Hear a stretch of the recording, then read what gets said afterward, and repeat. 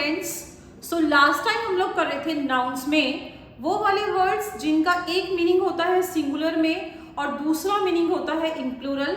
हम लोग ऑलरेडी ये टॉपिक्स में कुछ इंपॉर्टेंट जो वर्ड्स थे वो ऑलरेडी डिस्कस कर चुके हैं। Nouns which have one meaning in singular and another meaning in plural.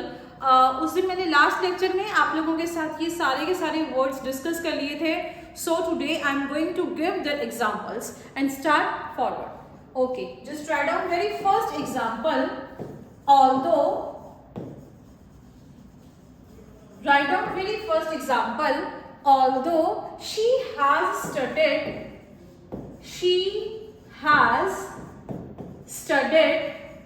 English, although she has studied English, yet she does not know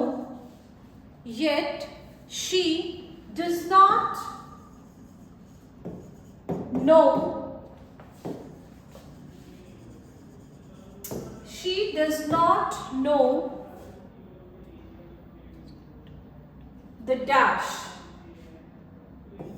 You can say you are provided with the options as alphabet or alphabets. आप लोगों को ये sentence आ सकता है और sentence के साथ ही चाहे ये फिलर्स की फॉर्म में आए, चाहे ये एरर करेक्शन वाली फॉर्म में आए, लेकिन ये क्वेश्चंस ऐसे क्वेश्चंस आने के पूरे चांसेस रहते हैं। So just have a look at the sentence. Although in Hindi we call although हालांकि। अगर किसी को अभी भी इसका मीनिंग नहीं पता तो इट्स अ हम्बल रिक्वेस्ट कि वो उस चीज को नोट डाउन कर सकते हैं, बिकॉज समटाइम्स हम लोगों को कुछ वर्ड्स के मीनिंग नहीं पता होते। तो इट्स बेटर कि अगर आप लोगों को कोई भी चीज नहीं समझ आएगी, just write down in comment box कि आप लोगों को किस वर्ड का मीनिंग नहीं समझ में आता। हालांकि she has studied English yet she does not know the alphabets. जब तक हम सबको अल्फाबेट और अल्फाबेट्स का रियल मीनिंग नहीं पता होगा, we are not able to do this question. So let me remind it again. आप लोगों ने लास्ट लेक्चर में भी किया था कि अल्फाबेट का मीनिंग है A to Z, पूरे के पूरे 26 लेटर्स का जो हमारा सेट है। We are going to cover all the 26 letters in alphabet. और जबकि हम बात करेंगे अल्फाबेट्स की, तो अल्फाबेट्स मीन्स भाषाएं, लैंग्वेजेस। तो इन दोनों के मीनिंग में फर्क है। लेकिन अगर इस सेंटेंस को आप थोड़ा सा हिंदी पर्सपेक्टिव से भी सॉल्व करने की कोशिश करोगे, इसको बनाने की कोशिश करोगे, इवन देन आप लोगों का ये सेंटेंस बहुत इजीली बन जाएगा। सो अब इसको ध्यान से पढ़ते हैं। एग्जामिनर वांट टू से, दे वांट टू आस्क, हालांकि शी हैज स्टडीड इंग्लिश, हालांकि उसने इंग्लिश पढ़ रखी है, yet she does not know, फिर भी उसको नहीं पता। क्या नहीं पता? अब ये एक बहुत कॉमन स्लैंग की तरह है, जिसको इस स्लैंग को हम लोग बहुत कॉमन अपने घर में भी यूज कर सकते हैं। For some any person like say, हम जैसे किसी भी स्टूडेंट को या किसी को भी बोल सकते हैं कि वैसे तो इसको बहुत कॉमनली यूज किया जाता है कि वैसे तो इसको इंग्लिश बहुत अच्छे से आती है, लेकिन फिर भी इसको इंग्लिश की ABC तक नहीं आती। ज्यादातर बोलचाल की भाषा में ऐसे सेंटेंसेस यूज किए जाते हैं। तो अगर आप खाली उसका सहारा भी लेते तभी आप लोगों का ये आंसर बहुत जस्टिफाइड वे से आ सकता था। She does not know the, यहाँ पे भाषाओं की तो कोई बात ही नहीं की जा रही। सो एक बात क्लियर है कि अल्फाबेट मेरा ऑप्शन नहीं हो सकता। So clearly the answer is alphabet. हालांकि उसको बहुत अच्छे से इंग्लिश आती है, लेकिन फिर भी उसको इंग्लिश का ABC भी नहीं आता। That is a question what examiner is going to ask. So you can clearly take the option alphabet. Okay, one more example. Write down. You should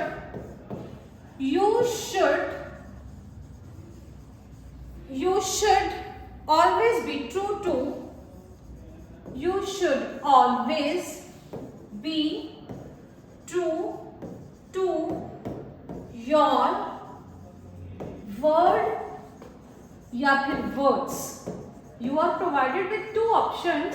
इसको चाहे फिलर्स की फॉर्म में करेंगे, अगर फिलर्स की फॉर्म में करेंगे या सेंटेंस करेक्शन की फॉर्म में करेंगे, तो बट ऑब्वियस है कि चाहे इसमें से सही ऑप्शन या इसमें से गलत ऑप्शन, जो भी ऑप्शन होगी वो आपको एक सेंटेंस बना के देंगे और आप लोगों को चेक करना पड़ेगा कि क्या सेंटेंस के किसी भी पार्ट में कोई एरर है या सेंटेंस बिल्कुल सही है। You should always be true to your word या words। अब समझते हैं, मैंने आप लोगों को कल भी ये बात बताई थी। लास्ट में हम लोगों ने जब ये लास्ट लेक्चर लगाया था, उस टाइम लास्ट लेक्चर में यही पोर्शन पे फिनिश किया था कि एक वर्ड है जो अपने आप में वर्ड है, वर्ड का मीनिंग ही क्या है? प्रॉमिस, किसी को अपनी जुबान देना। मैंने बताया था, कल भी बताया था कि किसी को अपनी जुबान देना दैट इज अ वर्ड। लेकिन जब आप भाषाओं की बात करोगे, जैसे अल्फाबेट्स था भाषाओं के, लैंग्वेजेस के रिगार्डिंग, वैसे ही वर्ड्स भी एक ऐसा वर्ड है जिसको यूज किया जाएगा for different languages. So definitely अब हम इसको सेंटेंस को पढ़ेंगे। हालांकि बोलचाल की भाषा में इसको वर्ड्स के साथ ही बोला जाता है।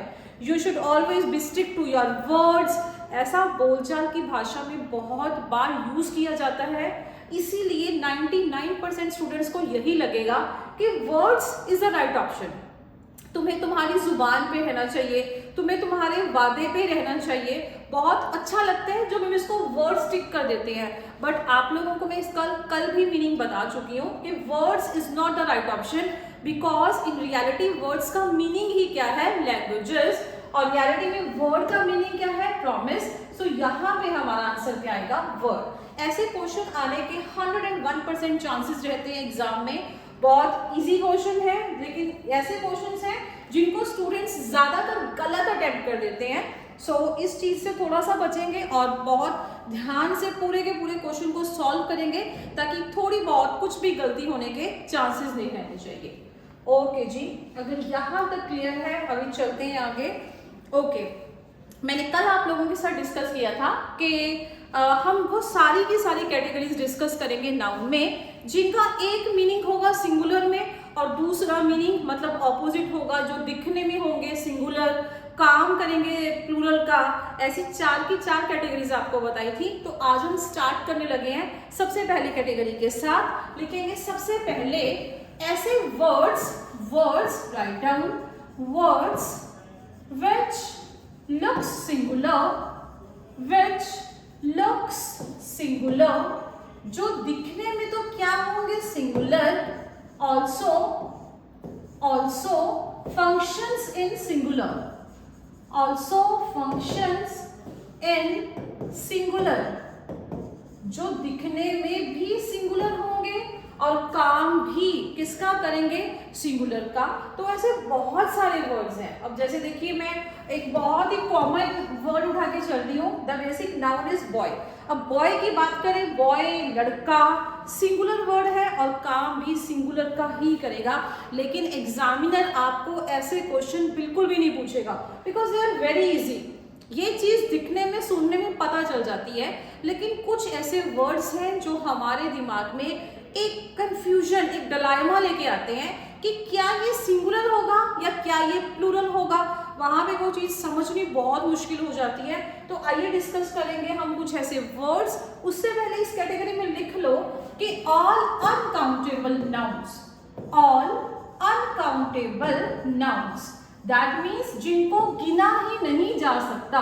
मैंने पहले भी आप लोगों को ये बताया था कि जिन चीजों को काउंट नहीं किया जा सकता, उन वर्ड्स को आप हमेशा सिंगुलर की कैटेगरी में ही लेके जाएंगे। लास्ट टाइम भी जब मैंने नाउन्स के जो आपको 5 टाइप्स करवाई थी, तब भी मैंने बताया था, और एक बार फिर से इस रूल को रिकॉल करवा रही हूँ कि the things which can not be counted, जिन चीजों को गिना नहीं जा सकता, किसी कैटेगरी में तो उनको फॉल करवाओगे, वेदर सिंगुलर वेदर प्लूरल। सो हम लोग उन वर्ड्स को सिंगुलर कैटेगरी में लेके चलते हैं।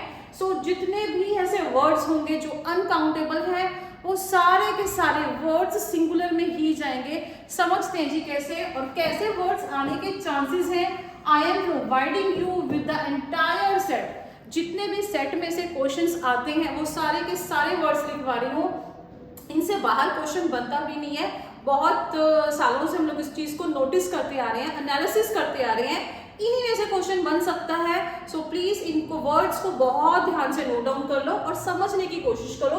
The very first word is poetry, Shayari. Other word is luggage, luggage होता है हमारा सामान। बहुत बार हम लोग एयरपोर्ट पे जाते हैं तो वहां पे एक लगेज काउंटर होता है, हालांकि ये नहीं होता कि लगेज, अगर प्लूरल होगा तो लगेजेस, ऐसा कुछ नहीं होता, इट्स ऑलवेज लगेज। ये काम करेंगे हमारे लिए सिंगुलर का, बिकॉज ये अनकाउंटेबल नाउन की कैटेगरी में जाएंगे। और इसके साथ लिख सकते हैं there is one another important word that is debris.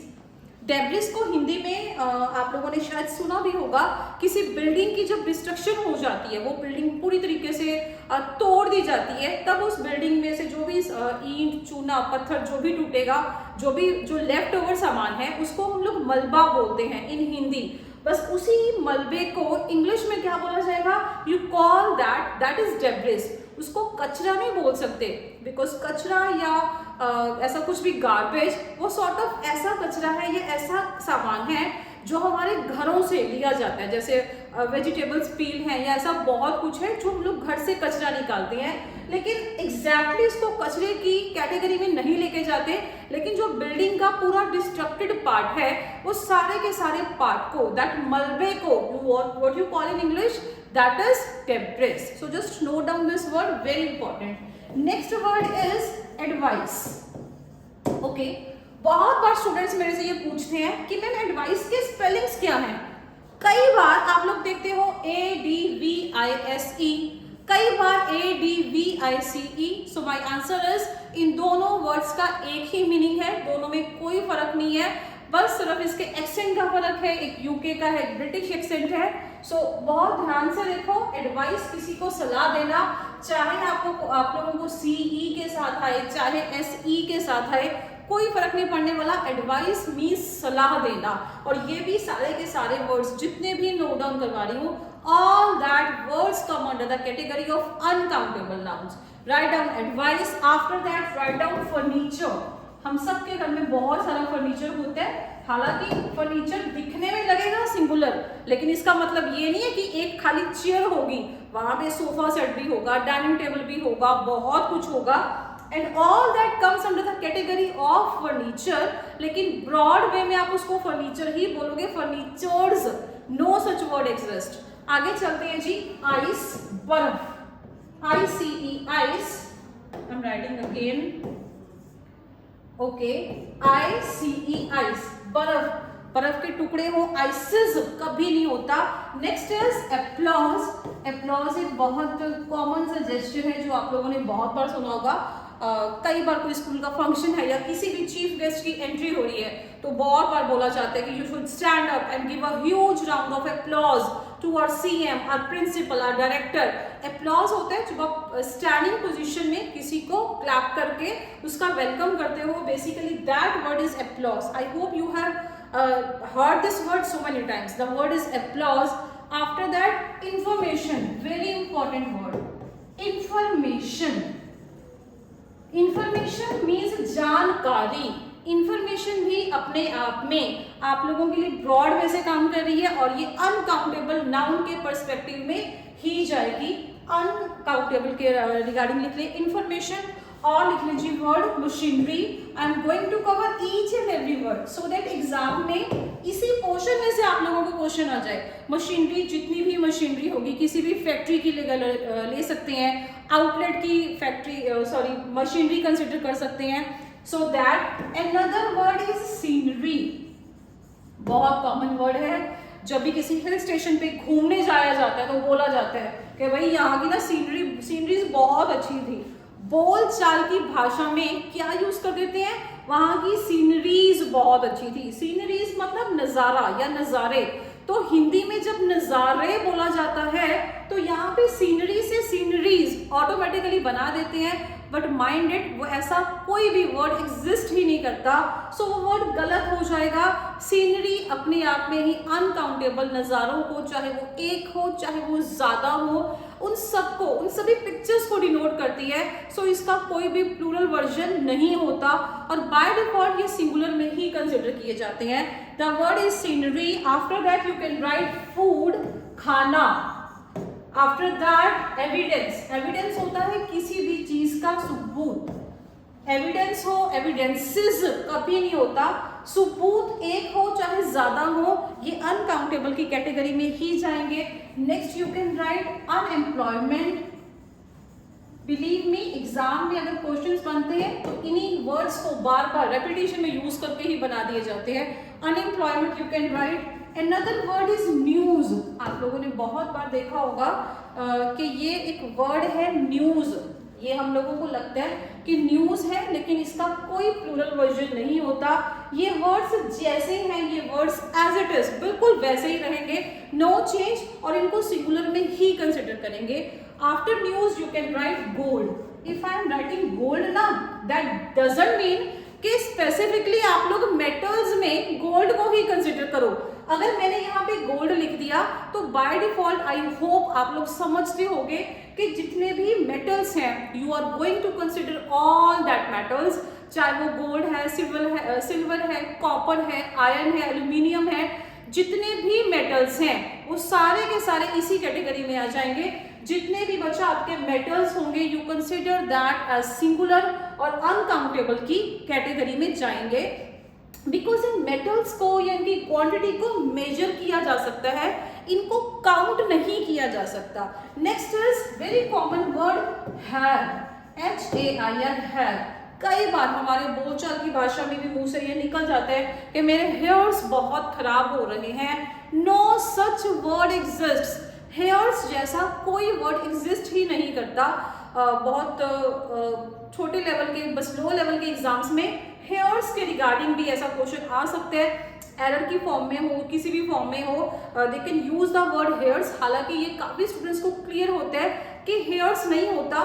बोलचाल की भाषा में कई बार स्लिप ऑफ टंग होने के कारण हम लोग यूज कर सकते हैं, but try to avoid that, because जो वर्ड एग्जिस्ट ही नहीं करता उसको अगर बोलेंगे भी गलत तो डेफिनेटली एग्जाम में अटेम्प्ट भी वो गलत किया जाएगा।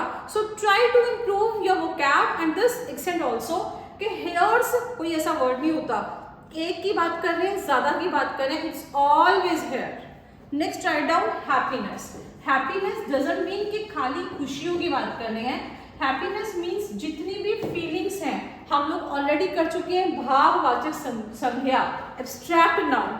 तो आप लोग इस कैटेगरी को ध्यान से पढ़ो। इन सारे वर्ड्स को जो मैंने पिछली स्लाइड पे भी लिखे हैं और इस स्लाइड पे भी लिखे हैं, इन सारे वर्ड्स को आप लोग गो थ्रू करो। आप 1 मिनट के लिए वीडियो को पॉज कर सकते हैं। आई ऑलवेज रिकमेंड वीडियो को पॉज करो, इन सारे वर्ड्स को एक एक दो दो बार बोल के देखो। जितनी बार आप इन वर्ड्स को बोल के देखोगे आपको समझ में आ जाएगा, याद हो जाएगा, बिकॉज ऐसा कोई वे आउट नहीं है कि आप लोग इन वर्ड्स को क्रैम करने बैठो। No need to cram, no need to learn. Just आप इनको 2-3 बार अगर बोल लोगे, रिवाइज कर लोगे, बेटर है अगर आप इसको 1 या 2 बार कॉपी में नोट डाउन करके देख लोगे, देन आई कैन बेट आप लोगों का ये जो वर्ड्स है, ये पूरा का पूरा सेट है, ये आपके दिमाग में बैठ जाएंगे और जब भी इसके रिलेटेड क्वेश्चन आएंगे आप लोगों का क्वेश्चन गलत नहीं होगा। सो आई होप यहाँ तक आपको क्लियर हो गया होगा।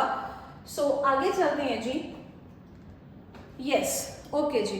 अगर ये वर्ड्स थे, अगर मैंने आपको क्या बताया कि जैसे मैंने एक वर्ड ले लिया शुगर, क्योंकि ये जितने भी कैटेगरी हैं अनकाउंटेबल नाउन, ये सारी की सारी अनकाउंटेबल वाली कैटेगरी थी। और अनकाउंटेबल वाली कैटेगरी में मैंने पहले ही बता रखा है कि जितने भी एब्स्ट्रैक्ट नाउन हैं या जितने भी मटेरियल नाउन हैं वो सारे के सारे वर्ड्स आप लोगों के अनकाउंटेबल में जाएंगे। और अगर वो अनकाउंटेबल में हैं तो ऐसे वर्ड्स को पिक करो जो दिखने में होंगे सिंगुलर और काम ही करेंगे सिंगुलर का। अब समझते हैं, एक वर्ड है शुगर। क्या कभी भी किसी ने शुगर के आगे अ या एन ऐसा लगा सकते हो? That is not possible, because a sugar या एन शुगर, देखो एन तो आप लगा ही नहीं सकते हो, बिकॉज एक चीज हमारे दिमाग में होती है कि an is always used for the words which gives in vowel sound. जहां जिन वर्ड्स के स्टार्टिंग से वाउल साउंड आएगी वहीं पे हम लोग एन यूज करते हैं। And this word is sugar, it start with sh. तो अगर श से स्टार्ट हो रहा है तो डेफिनेटली ये वाउल साउंड तो नहीं है, इसका मतलब एन तो डेफिनेटली यूज नहीं करेंगे। लेकिन कई बार कुछ स्टूडेंट्स इसके आगे अ शुगर यूज कर देते हैं, जो कि अपने आप में बिल्कुल गलत हो जाएगा। अभी तो मैंने आप लोगों को बताया कि ये जितने भी वर्ड्स हैं ये अनकाउंटेबल है। अगर ये अनकाउंटेबल है, so how can we add a means एक। अगर वो एक है, सिंगुलर है, दैट मीन्स वो गिना जा सकता है। अगर वो गिना जा सकता है तो वो अनकाउंटेबल कैसे होगा? So that depends, that is the reason why we are not going to use a और an any article before sugar. इन चीजों को क्रैम करने की बजाय just go into the pros and cons, इनकी डेप्थ में जाओ कि इसके पीछे का रीजन क्या है, what is the logic behind that. आप लोगों को कभी भी याद करने की जरूरत ही नहीं पड़ेगी। सो अ या एन कभी भी शुगर के साथ नहीं लगाओगे। वैसे ही मैं कोई भी और वर्ड ले लूं, इंफॉर्मेशन, हो सकता है किसी के दिमाग में आए कि मैम इंफॉर्मेशन के साथ भी क्या हम कभी भी अ या एन यूज कर सकते हैं? No, you can't use, because a या एन यूज करने का मीनिंग ही यही है कि हम लोग उनको क्लियर कट बता रहे हैं कि वो एक है या वो ज्यादा है। जबकि इन वर्ड्स के साथ कभी भी आप लोग अ या एन यूज नहीं कर सकते। कब कर सकते हो वो चीज भी बताऊंगी, लेकिन फिलहाल अगर ये अनकाउंटेबल है, दिस इज द लॉजिक, ये आप लोग खुद ही समझ सकते हो कि जिस चीज को काउंट नहीं किया जा सकता उसके आगे अ या एन लगाया भी कैसे जा सकता है। आगे समझते हैं। तो कुछ स्टूडेंट्स का क्वेश्चन होता है कि मैम हमने ना कितनी बार पढ़ा है या कितनी बार देखा है एन इंफॉर्मेशन, या बहुत सारे ऐसे वर्ड्स हम लोगों ने देखे हैं जिनके साथ जिनके आगे अ या एन लगाया जा सकता है। मैं बताती हूँ, लेकिन फिलहाल समझते हैं। अब तक अ या एन तब लगा रहे थे जब ये क्या थे, ये सारे के सारे वर्ड्स अनकाउंटेबल थे, इनको गिना नहीं जा सकता था। कितना अच्छा हो अगर मैं इन अनकाउंटेबल वर्ड्स को मैं चेंज कर दूं, किस कैटेगरी में? काउंटेबल कैटेगरी में। अगर आप इन चीजों को काउंटेबल बनाना चाहते हो, यस, आप लोग इनके साथ आप लोग इनको काउंटेबल बना सकते हो, लेकिन उससे पहले भी बताते हो, उससे पहले एक पॉइंट हमारा और है। यहाँ पे भी हम लोगों ने बोला कि शुगर के आगे या इंफॉर्मेशन के साथ अ या एन आप लोग यूज नहीं कर सकते। तो स्ट्रिक्टली जितने भी हमारे अनकाउंटेबल नाउन्स हैं, उनके साथ अ या एन बिल्कुल भी नहीं यूज कर सकते, और उनके साथ एस या ईएस नहीं यूज कर सकते। इंफॉर्मेशंस या बहुत सारे ऐसे वर्ड है, मशीनरीज, सीनरीज, ऐसा कुछ भी नहीं होगा। अभी बताया ये अनकाउंटेबल है। अनकाउंटेबल मतलब इनको गिना ही नहीं जा सकता। अगर गिना नहीं जा सकता तो सिंगुलर या प्लूरल बनाने का सवाल ही पैदा नहीं होगा। अगर एस या एस नहीं हो सकता, दैट मीन्स इनका कोई भी प्लूरल वर्जन नहीं होता। हमारा दिमाग या दिल हम लोगों को बहुत बार बोलेगा कि इसका प्लूरल होता है, लेकिन एक बात समझ लो, जो चीज अपने आप में अनकाउंटेबल है उसका प्लूरल वर्जन एग्जिस्ट कर ही नहीं सकता। उनको बाय डिफॉल्ट हम लोग सिंगुलर में ही लेके चलेंगे, कोई भी इसके साथ एस या ईएस ऐड ऑन नहीं करेगा। अब आएंगे नेक्स्ट स्लाइड पे। जब मैंने बताया कि अनकाउंटेबल से काउंटेबल करना है, ठीक है, कर सकते हो, लेकिन अगर काउंटेबल करेंगे तब भी मेरे पास दो ऑप्शंस हैं जो कि आप लोगों को बहुत अच्छे से पता है।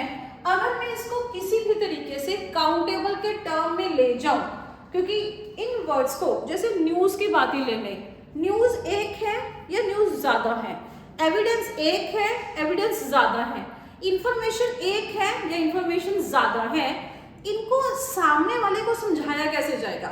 आप लोगों ने वर्ड यूज कर दिया इंफॉर्मेशन, तो सामने वाला इस वर्ड को कैसे समझेगा कि आप एक जानकारी की बात कर रहे हो या ज्यादा जानकारियों की बात कर रहे हैं? इसीलिए इन सारे के सारे वर्ड्स को अनकाउंटेबल से काउंटेबल बनाया जा सकता है, लेकिन उसके लिए भी कंडीशंस हैं। आप लोग इनको सिंगुलर या प्लूरल दोनों तरीके से कैटेगराइज कर सकते हो, लेकिन कंडीशन क्या है? कुछ वर्ड्स इसके साथ आगे ऐड ऑन हो जाएंगे। राइट डाउन दिस वर्ड, अगर वो सिंगुलर होंगे, अपने आप में सिंगुलर होंगे, then we are going to use a piece of. Right down a piece of. A piece of मतलब एक वाला फील देगा। डेफिनेटली अगर सिंगुलर है तो फील भी एक वाला ही होना चाहिए। अ पीस ऑफ मतलब singular.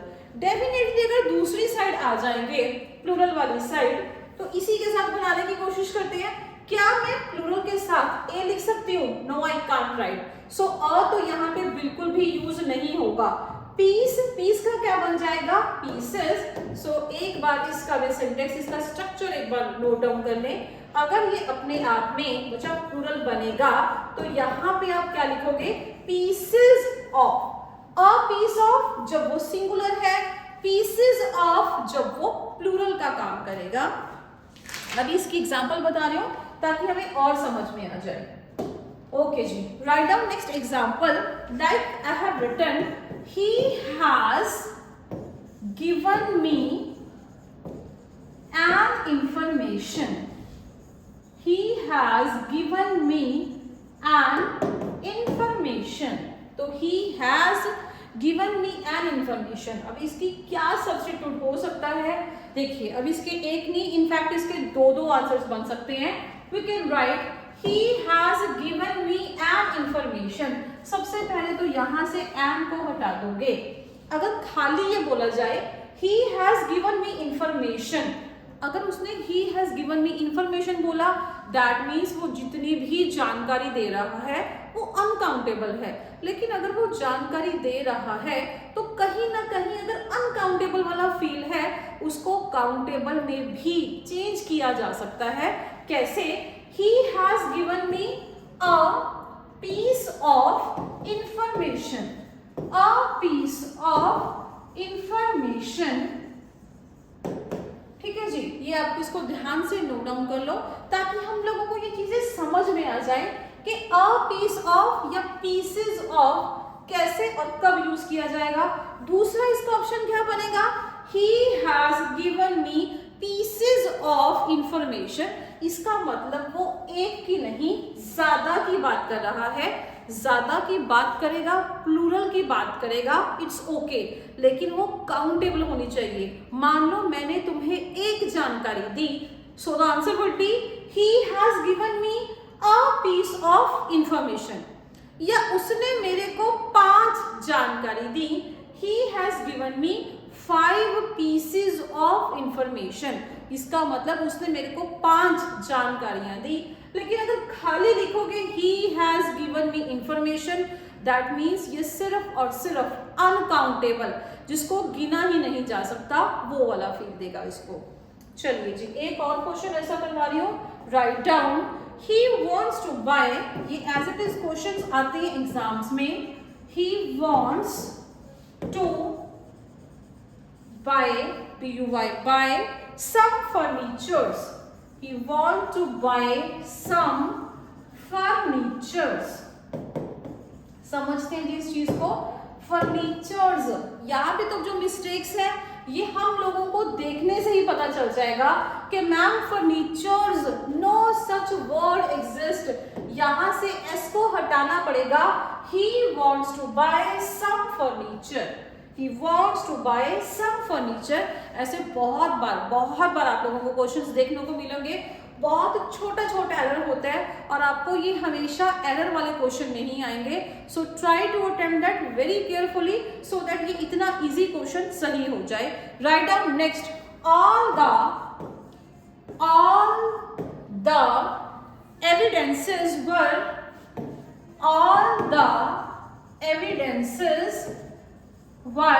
against her।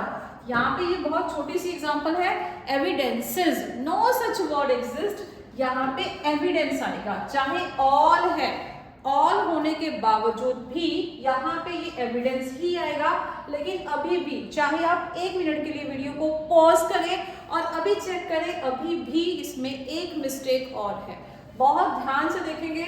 All the evidence were against her, यहाँ पे मैंने एविडेंसेस का एविडेंस तो कर दिया लेकिन अभी भी ये गलत है। शायद 1 मिनट लग जाए सोचने में कि मैम अब तो सही होना चाहिए, लेकिन फिर थोड़ा सा फ्लैशबैक में जाओ, 10-15 मिनट पिछले लेक्चर पे आप लोग आ जाए तो आपको समझ में आ जाएगा कि ऑल द एविडेंसेस, ये सारे के सारे वर्ड्स मैंने आपको लिखवाए थे और हेडिंग क्या दी थी, जो दिखने में होंगे सिंगुलर और काम भी किसका करेंगे, सिंगुलर का।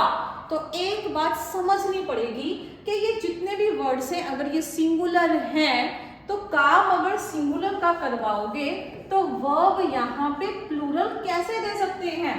अगर ये वर्ड सिंगुलर है तो इसके साथ जो वर्ब होगी, नाउन के साथ जो वर्ब लगा रहे हो, डेफिनेटली उस वर्ब को भी सिंगुलर होना ही पड़ेगा, बिकॉज सिंगुलर नाउन हमेशा अपने साथ सिंगुलर वर्ब लेगा, प्लूरल नाउन अपने साथ प्लूरल वर्ब लेगा। हालांकि ये एविडेंस जो है ये अनकाउंटेबल है, लेकिन मैं आपको बता चुकी हूँ सारे के सारे अनकाउंटेबल चीजों को आप लोग हमेशा सिंगुलर में ही कंसिडर करोगे बाय डिफॉल्ट। और अगर ये सिंगुलर है तो हटाओ वहां से इस वर्ड को, लगा दो वॉज को, all the evidence was against her, as simple as that. Okay, write down next example, write down very important, very famous example, the sceneries of Kashmir, the sceneries of Kashmir are very charming, the sceneries of Kashmir are very charming। तो समझते हैं जिस question को, इस question को फिर से video को पॉज करें, एक बार इस सेंटेंस को अपने आप से ठीक करने की कोशिश करें। और अब अगर जैसे आपका आंसर रेडी हो चुका, अब आंसर को चेक करो। सीनरीज, अभी तो बताया ऐसा कोई भी वर्ड एग्जिस्ट नहीं करेगा, वर्ड होगा scenery. The scenery of Kashmir are very charming. अभी भी ये सेंटेंस गलत है, जिसने पिछले वाली एग्जाम्पल से सीख लिया उसके लिए तो इस सेंटेंस को पूरा का पूरा टॉप टू बॉटम सारा का सारा वो इसको सही कर देगा कि मैम यहाँ पे आर नहीं आएगा। रीजन, अगर ये नाउन सिंगुलर है, वैसे ये अनकाउंटेबल है, लेकिन आप ही ने तो बताया कि हम इसको सिंगुलर की कैटेगरी में लेंगे। अगर ये सिंगुलर है तो वर्ब प्लूरल कैसे ले सकता है? That means the right sentences, this is very important question, बहुत बार ये एग्जाम्स में आ चुका है, डायरेक्ट यही क्वेश्चन आएगा। कश्मीर की जगह हिमाचल प्रदेश कर देंगे, बाकी सब कुछ सेम रहते हैं। The sceneries of Kashmir are very charming, no it's not like that, it's the scenery of Kashmir is very charming. I hope आप लोगों ने अपना आंसर करेक्ट कर लिया हो। कमेंट बॉक्स में भी आप लोग बता सकते हो कि क्या आप लोगों का आंसर सही था या गलत था। Okay, I will give one more example and then we will carry forward. some of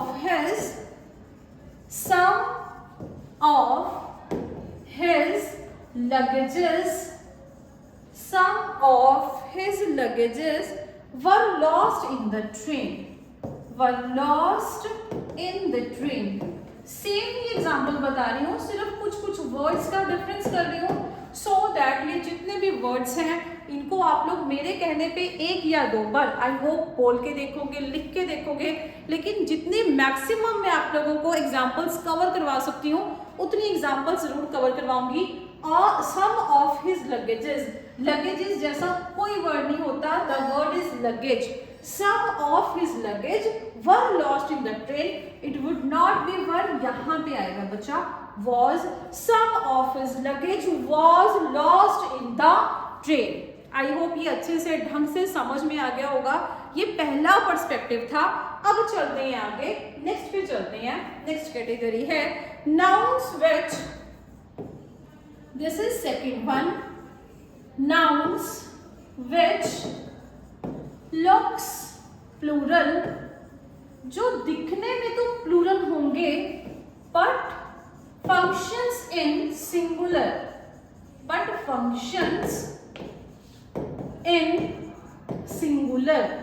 जो काम करेंगे सिंगुलर का, जो दिखने में होंगे प्लूरल, हमें लगेगा कि ये ज्यादा हैं क्योंकि वो दिखने में, अगर दिखने में ज्यादा हैं इसका मतलब एक बात जरूर है कि इनके साथ एस या ई एस या आई ई एस पक्का ऐड ऑन होगा।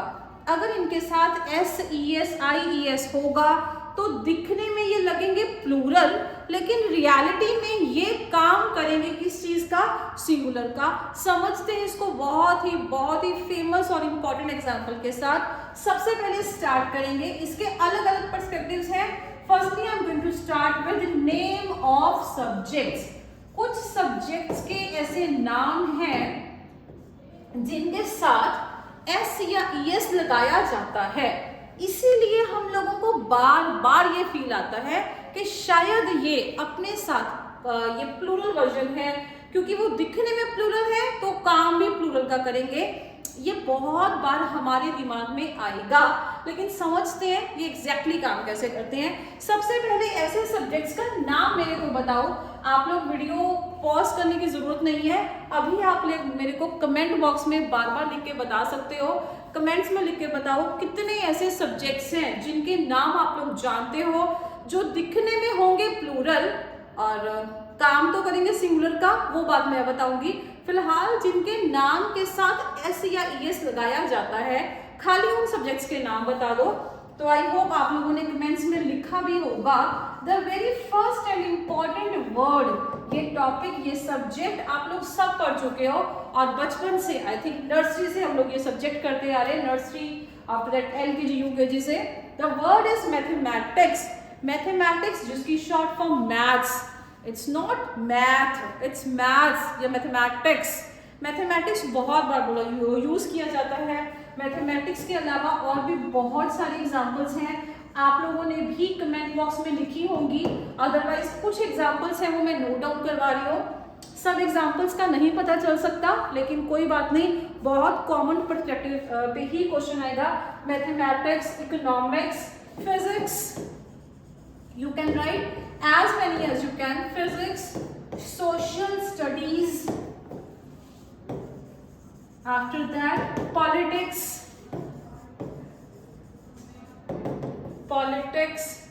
apart from that yes, और इसके अलावा भी बहुत सारे एग्जाम्पल्स बन सकती हैं। आप लोग जितनी भी चाहे एग्जाम्पल्स, जो भी आप लोगों का पर्टिकुलर ग्रेजुएशन में है या आप लोग जो भी पढ़ चुके हो, उन सारे के सारे सब्जेक्ट्स, आई मीन टू से सिर्फ समझ में आना चाहिए कि ये वो सब्जेक्ट्स हैं जिनके साथ एस लगा होता है। तो ये बेसिकली हम लोगों को फील किस चीज का देंगे, ये हम लोगों को फील आएगा कि शायद ये सिंगुलर नहीं है, ये प्लूरल है। रीजन, इसके साथ एस लगा होता है। तो आई will give you one example, write down. Mathematics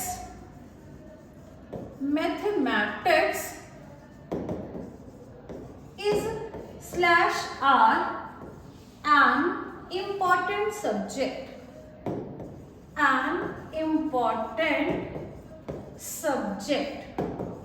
समझते हैं इस चीज को। मैथमेटिक्स इज या आर एन इम्पॉर्टेंट सब्जेक्ट। अब ज्यादातर स्टूडेंट्स इसके साथ mathematics are an important subject, शायद वो इस चीज को टिक करके आए क्योंकि उनको लगेगा कि मैथमेटिक्स है तो आर लगा दो, लेकिन यहाँ पे आर नहीं आएगा।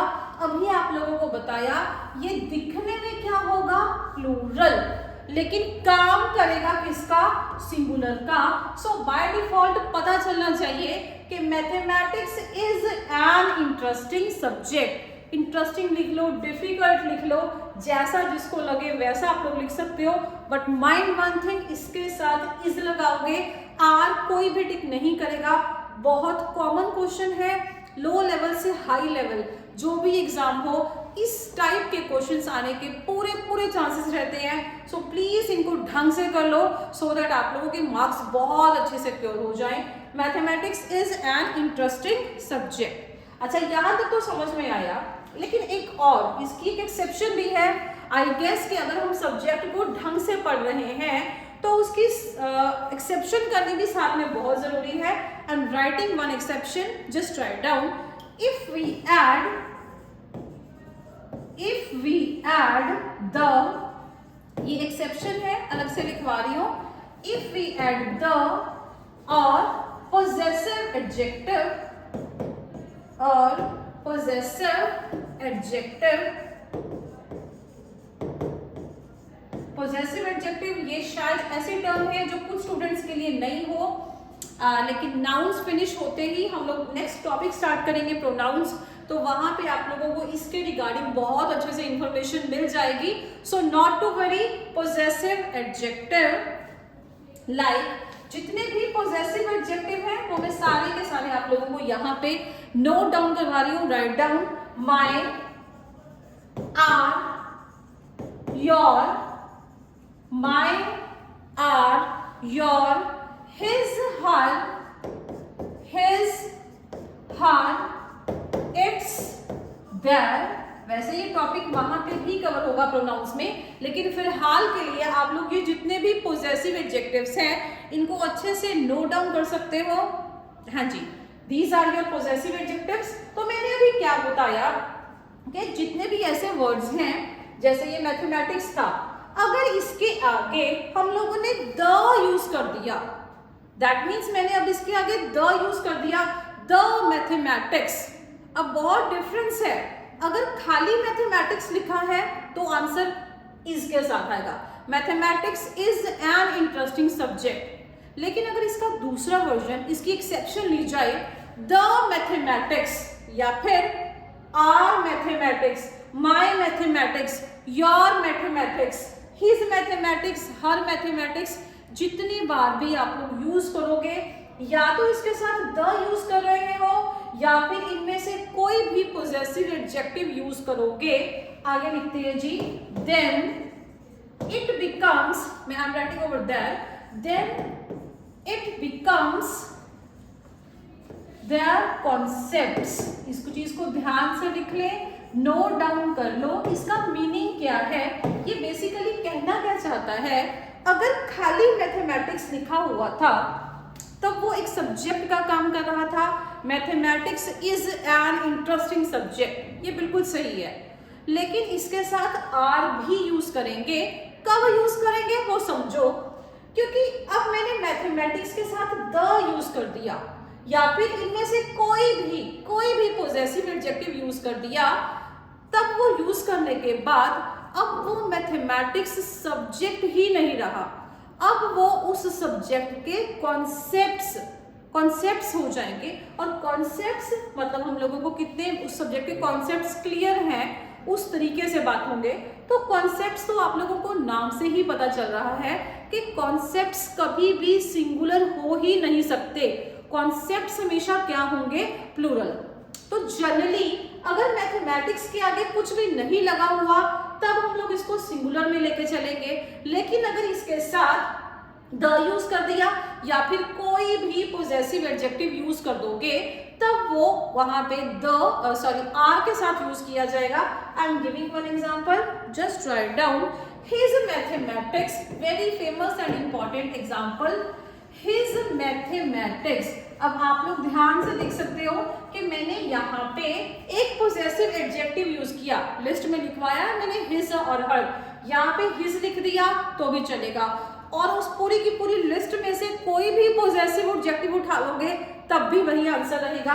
अगर यहाँ पे द लिख दोगे तब भी यही आंसर रहेगा, हिज मैथमेटिक्स इज या फिर our weak, his mathematics is या फिर आर, यहाँ पे हम लिख देंगे वीक। तो यहाँ पे समझना पड़ेगा कि भाई जो उसका मैथमेटिक्स है ना वो बहुत ही ज्यादा कमजोर है, लेकिन मैथमेटिक्स तुम्हारा या मेरा हो ही नहीं सकता। इसका मीनिंग समझो, हिज मैथमेटिक्स मतलब उसका मैथमेटिक्स। ये हम लोगों ने कब से सुन लिया कि कोई भी सब्जेक्ट तुम्हारा या मेरा हो गया, सब्जेक्ट तुम्हारा या मेरा हो ही नहीं सकता, रादर उस सब्जेक्ट के कॉन्सेप्ट्स जो हैं वो तुम्हारे या मेरे हो सकते हैं। तो इसी बात से क्लियर हो जाएगा कि हिज मैथमेटिक्स, यहाँ पे बच्चा जो मैथमेटिक्स है वो सब्जेक्ट का काम ना करके किस चीज का काम करेगा, उसी सब्जेक्ट के कॉन्सेप्ट्स का। और अगर कॉन्सेप्ट्स आ जाएंगे तब आप लोग इसको सिंगुलर नहीं लेके चलोगे, then you are going to take it as plural. His mathematics are weak. अब ये समझ में आया, खाली मैथमेटिक्स था तो सिंगुलर लिया, द हो चाहे कोई भी पोजेसिव एडजेक्टिव हो हम लोग उसको हमेशा प्लूरल में कंसीडर करेंगे। The reason is concepts can't be singular, they are always plural. I hope ये आपको अच्छे से ढंग से समझ में आया हो। अब इन्हीं वीडियोस को, अब इन्हीं लेक्चर, इस पूरे के पूरे लेक्चर को, जितने भी वर्ड्स हैं उनको एक दो बार आप लोग रिवाइज कर लोगे, नोट डाउन कर लोगे, तो एटलीस्ट इतना जितना भी आज हम लोगों ने पोर्शन किया है एटलीस्ट वो आपका डन हो जाएगा, उसको बार बार रिकॉल करने की जरूरत भी नहीं पड़ेगी। तो that's all for today, tomorrow will continue. Thank you.